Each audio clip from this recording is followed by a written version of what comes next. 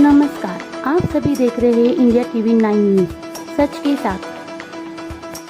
पंढरपुरात मुख्यमंत्र्यांच्या हस्ते आषाढीची शासकीय पूजा होणार।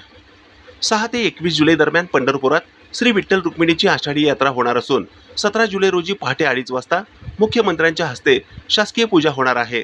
यंदा 10 ते 12 लाख भाविक येण्याची शक्यता असून 15 जून पूर्वी पालखी मुक्काम ठिकाणी पायाभूत सुविधांची कामे पूर्ण करण्याची सूचना जिल्हाधिकारी तथा जिल्हा आपत्ती व्यवस्थापन प्राधिकरणाचे अध्यक्ष कुमार आशीर्वाद यांनी केली आहे।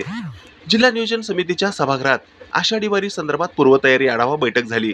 या बैठकीत जिल्हाधिकारी आशीर्वाद यांनी अधिकाऱ्यांना मार्गदर्शन केले।